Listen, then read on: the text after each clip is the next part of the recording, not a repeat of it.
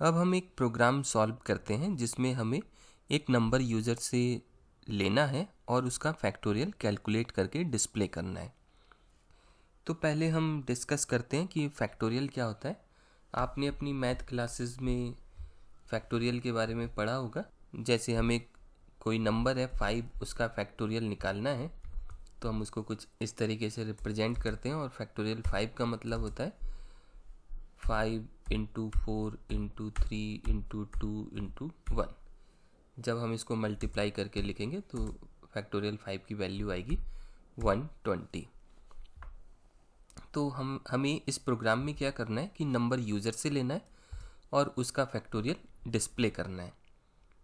तो पहले मैं जिस नंबर का फैक्टोरियल निकालना है वो यूज़र से ले लेते हैं और उसके लिए मैं वेरिएबल का नाम रखता हूँ n। इस प्रोग्राम को सॉल्व करने के लिए हमें एक लूप की रिक्वायरमेंट है और लूप को उतनी बार चलाना है जितनी वैल्यू हमारे नंबर की है। अगर यूज़र n के अंदर 5 टाइप करता है तो हमारा लूप 5 टाइम्स चलना चाहिए। इसके लिए मैं एक लूप ले लेता हूँ वाइल लूप और मुझे इसे 5 टाइम्स चलाना है। तो यहाँ मैं कंडीशन लिख रहा हूँ while n is greater than 0 और हर बार n की वैल्यू को मैं एक डिक्रीमेंट करता रहूँगा n is equal to n-1। तो इसका मतलब है ये लूप पहली बार में अगर n की वैल्यू 5 है तो 5 के लिए, 4 के लिए, 3 के लिए, 2 के लिए और 1 के लिए काम करेगा 5 टाइम्स। तो ये लूप तो 5 टाइम्स रन हो जाएगा, लेकिन हम फैक्टोरियल कैसे कैलकुलेट करेंगे? तो इसका लॉजिक कुछ ऐसा है। मैं एक वेरिएबल ले रहा हूँ फैक्ट और उसके अंदर इनिशियली 1 लिख देता हूँ और वाइल लूप के अंदर मैं लिख रहा हूँ fact is equal to fact into n। अब देखते हैं ये लूप कैसे काम करता है। जब ये स्टेटमेंट एग्जीक्यूट होगा तो यूज़र कोई नंबर टाइप करेगा और हम मान लेते हैं कि यूज़र 5 एंटर करेगा तो n वेरिएबल के अंदर हमारे पास 5 स्टोर्ड हो जाएगा और फैक्ट दूसरे स्टेटमेंट में 1 दिया हुआ है तो फैक्ट के अंदर 1 है। यहाँ पर हमने कंडीशन लिखी है while n is greater than 0 क्योंकि n की वैल्यू 5 है जो 0 से ज़्यादा है तो पहली बार में हमारी कंडीशन ट्रू है। यहाँ पर जो स्टेटमेंट हमने लिखा है fact is equal to fact into n, तो देखिए ये कैसे काम करेगा। पहली बार में n की वैल्यू 5 है और फैक्ट की वैल्यू 1 है। जब ये दोनों चीज़ें मल्टीप्लाई होंगी और मल्टीप्लाई होने के बाद अगेन वो वेरिएबल फैक्ट में स्टोर्ड हो जाएगा तो 1 इंटू 5 फैक्ट के अंदर जो लास्ट वैल्यू होगी वो 5 हो जाएगी।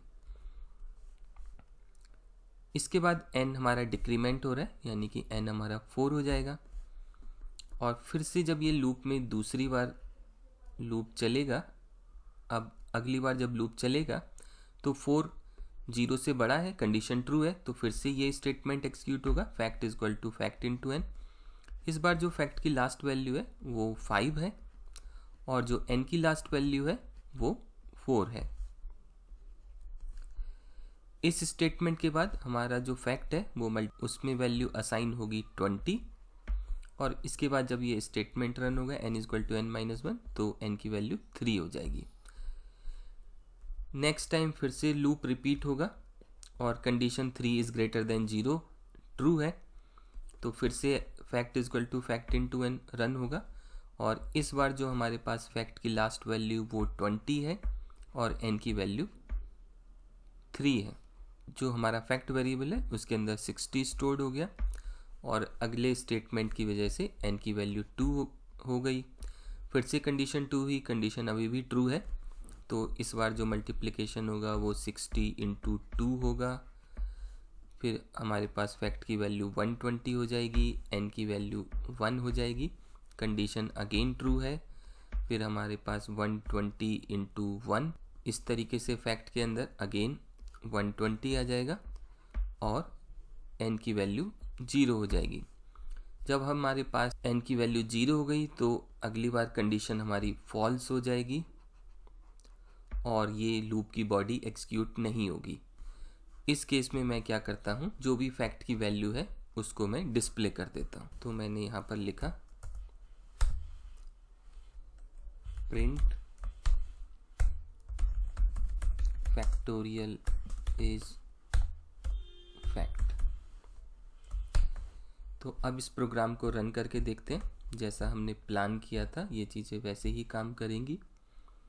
तो जैसे यहाँ पर एंटर नंबर है 5 टाइप कर देता हूँ और उसके बाद देखिए फैक्टोरियल 120 आ रहा है, जैसा हमने स्टेप बाय स्टेप कैलकुलेट किया।